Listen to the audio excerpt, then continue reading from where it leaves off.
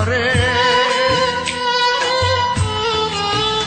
তারা গার্মেন্টসে চাকরি করে, অল্প টাকা মায়না ধরে, মাথার ঘাম পায়ের ওপর পরে ফোটা ফোটা, ও সে পরিশ্রমের টাকায় মালিক বানায় দালান কোঠা।